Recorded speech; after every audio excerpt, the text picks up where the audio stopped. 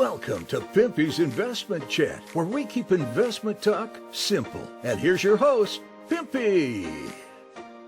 What is going on out there, peeps? Okay, as usual, I will pay attention to different chats, kind of listen to what people are talking about. And I hear this term all the time, or I should say I hear this statement all the time.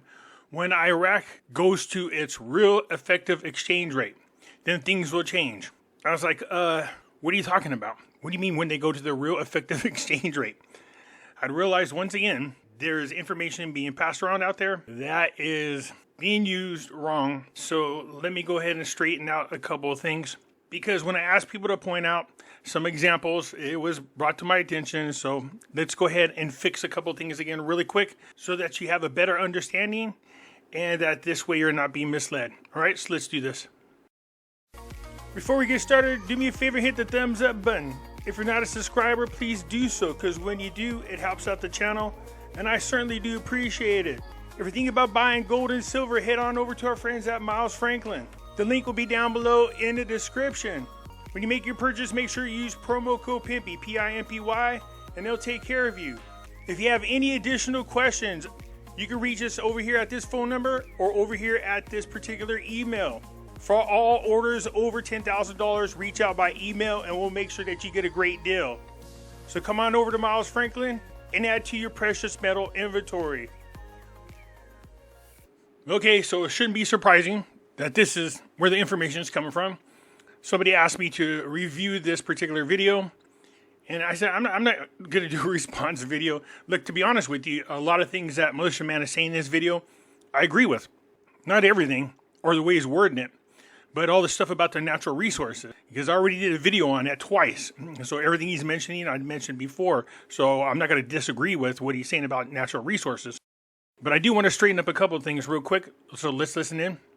And we have some really bright people in Patreon, and we have some really bright people in our forum, and I also Discord, our Discord Militiaman chat room, that have experience and know that the accounting side of things, Iraq is really in a position to be able to support more than they had during that era, of that previous era. So when they say they're going to go back to a previous era, it's not a bad era because the price is nice, especially for investors at this stage of the game. So, but keep that in mind too, because they have the natural resources. It says the reports of the Geological Survey, which is renowned globally, those survey experts in Iraq confirm that the country has the first reserves in the world of sulfur. They have the largest deposit on the planet in sulfur. All right. The second reserve, okay, to Morocco, which is in phosphate. So just those two items, besides oil, are massive because of what they have in the ground. And so keep that in mind when you start thinking about when people tell you that they're going to lop their currency.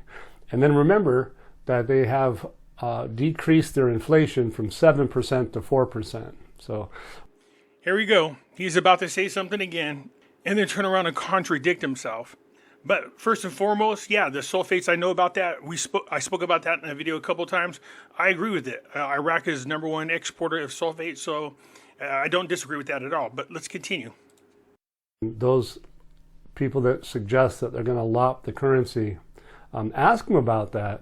How is it that a country that's worth 16 to 17 trillion with no inflation going to lop their currency? And that would be allowed by the IMF, the Bank of International Settlements, and the WTO effectively, because they're going to be part of that in the future. The United States Treasury, for instance. Why would they be able to just erase the value of the currencies when the U.S. Treasury holds, let's say, 7, 9, 10 trillion dinar? You got to ask them that question.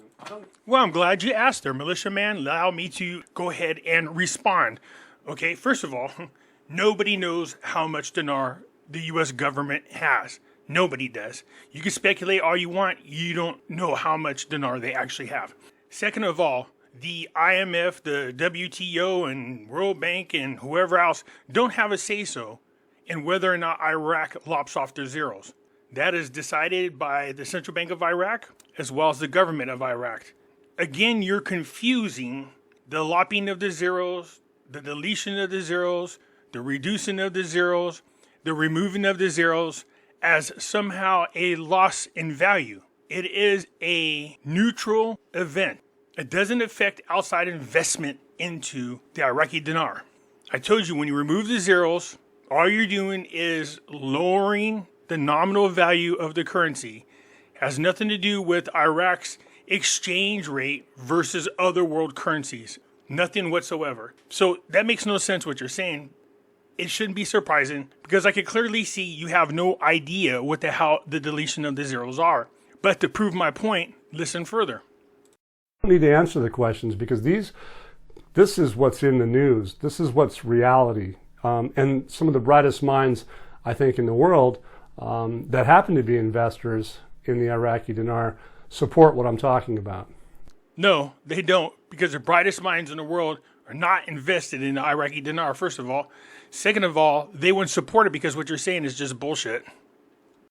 And we can see that there's been like 2 drafts in the economic reform law and the natural resources investment law, which constitutes Iraq's next strategy to generate the investment partnership with the private sector.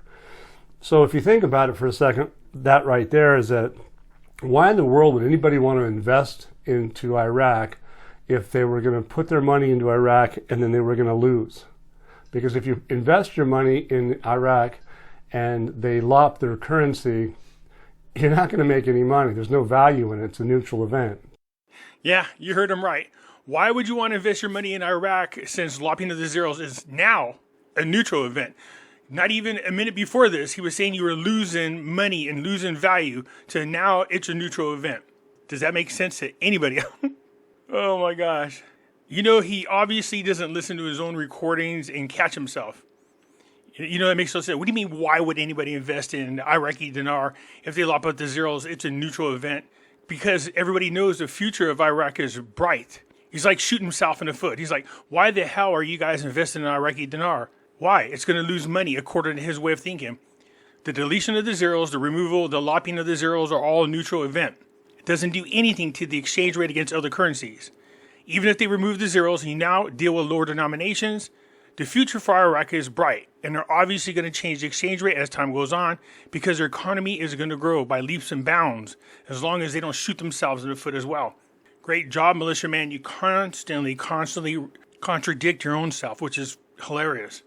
Anyways, this is the World Bank's data bank. Real effective exchange rate is the nominal effective exchange rate, a measure of the value of a currency against a weighted average of several foreign currencies divided by a price deflator or index of costs. Now, he was talking about when they're going to move to the real effective exchange rate. I'm sure in one of my videos when I was talking about the REER or the real effective exchange rate, one of his nifty little clonies picked up on it and said, hey, we want it to be a real effective exchange rate, and he's been using it ever since without ever looking up what the meaning is or how it's used or anything else. Iraq already reports a real effective exchange rate. They report it all the time. Iraq's exchange rate and real effective exchange rate between 1960 through 2016. It's reported to the IMF regularly. So Iraq already has a real effective exchange rate. So this is the real effective exchange rate for 2016, 1,182 dinars for every dollar. So listen in so you catch up on this. $50 million to 200 million through that SWIFT system within the first 3 months of this year. Within the first 3 months, that's how much they went from 50 million to 300 million. Basically, as a result of that, what we're talking about, in my view, it's showing to be the death of the parallel market. Basically, what happens is if they expose a real effective exchange rate and they do what al-Sudani said they were going to do, they're going to have a situation where there's probably going to be some people out there that are going to get creamed in the marketplace. Blah, blah, blah. Words. Words that sound great, but so far has led to no action. What do you mean expose the real effective exchange rate? And how's the real effective exchange rate going to wipe out the black market? How is it going to wipe out the parallel market? It makes it sound like the real effective exchange rate is going to be the actual official exchange rate. They're two different things. Iraq already has a real effective exchange rate. It does have a lot to do with trade, but he's confusing the two different things altogether. So I just want to get that cleared away, because there's often people in the comments are going, well, when Iraq gets the real effective exchange rate, I'm always like, huh? And then in chat, I can see, go, well, I can't wait till Iraq gets their real effective exchange rate. And I was like, okay, lay it on me. Where's this coming from? Because you guys are not using this right. And now I understand why and where it's coming from. I shouldn't be surprised. But anyways, I just wanted to go ahead and clarify those things for you. So this way you're not confused. People are waiting around for some real effective exchange rate to be announced by Iraq so they can use it as the official exchange rate.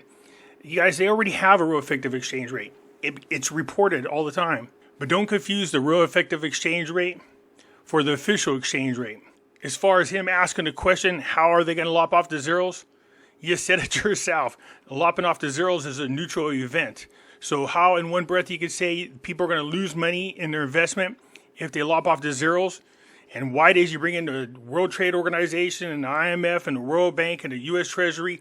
How are they going to have any say-so in this event? They don't. And how are they going to lose money? They're not investing in the Iraqi dinar. They deal with the Iraqi dinar through Iraq. And how you can say the brightest minds in the world support what you say? I would question their status as the brightest minds in the world because, okay, never mind. I don't want to get into that. Also, misleading people into thinking that the real effective exchange rate is somehow the official exchange rate is wrong as well. For somebody who says he has a team of research, the greatest accountants in the world, they've been in Fortune 500 companies and, they're the greatest people in the whole world, between him and his team, and he still can't get these things right. What the hell is your team doing? What are they providing for you as far as information is concerned? How come they are not correcting you on these errors? Still don't get that. I'm getting ready to do a video to show you guys exactly why the future is looking good for Iraq and why investing in Iraq is going to be a good thing. But not just a currency. Also, you should consider investing into some of their stock if you can figure out how to do that. I belong to a group. They do it for me. So anyways, like I said, I hope this clears things up. And if you got any questions, let me know. I'll get back at you later. I'm out.